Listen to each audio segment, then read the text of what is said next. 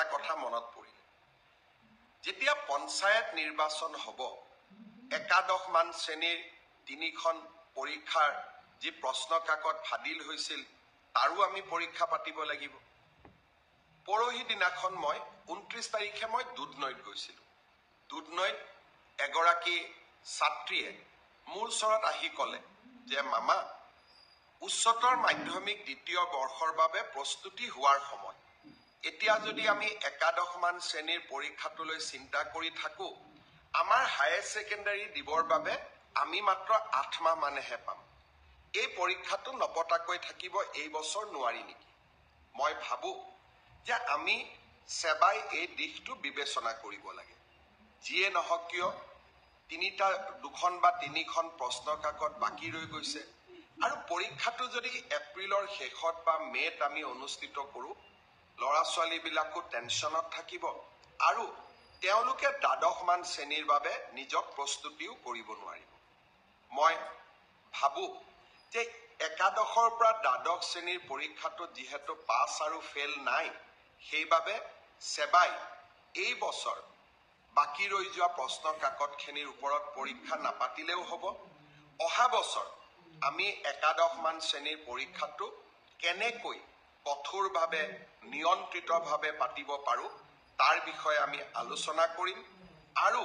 যিসকলে প্ৰশ্ন কাকত ফাদিল কৰিলে তেওঁলোককো আমি কঠোৰ শাস্তি দিম কিন্তু কোনোবা দুই এজন দুৰ্বৃত্তৰ বাবে গোটেই ছাত্ৰ ছাত্ৰী সমাজখন তেওঁলোকে টেনশ্যনত কিয় থাকিব লাগে তাৰ যুক্তিও নাই আনহাতে পঞ্চায়ত নিৰ্বাচন অনুষ্ঠিত হ'ব মে মাহত আমি পৰীক্ষা পাতিলে ল'ৰা ছোৱালীবিলাকে দ্বাদশমান শ্ৰেণীৰ বাবে কেতিয়া প্ৰস্তুতি কৰিব মই আমাৰ স্কুল এডুকেশ্যন বৰ্ডক অনুৰোধ কৰিম শিক্ষা বিভাগক অনুৰোধ কৰিম বিষয়টো যাতে আকৌ এবাৰ বিবেচনা কৰে ছাত্ৰ ছাত্ৰীসকলক টেনশ্যনৰ পৰা আমি যাতে মুক্ত কৰি দিওঁ মই যেতিয়া এনেকৈ সভা সমিতিত যাওঁ হঠাতে লগ পোৱা জনসাধাৰণে কোৱা কথাবোৰ মই খুবেই গুৰুত্ব দিওঁ কাৰণ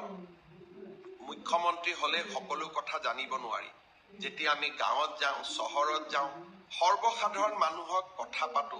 তেতিয়া আমি নিজৰ ভুলবিলাকো নিজে বুজি পাওঁ আমি আমাৰ আঁচনিবিলাক সংশোধন কৰিব পাৰোঁ আৰু জনগণৰ সেৱাত আমি কাম কৰিব পাৰোঁ আমি দিছপুৰত বহি থাকিলে একাদশমান শ্ৰেণীৰ ছাত্ৰ ছাত্ৰীসকল যিসকলে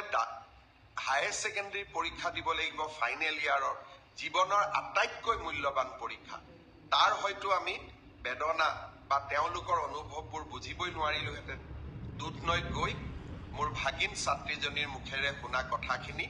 মোৰ মনত লাগিল যে ই যুক্তিৰ ওপৰত প্ৰতিষ্ঠিত সেবাই নিশ্চয়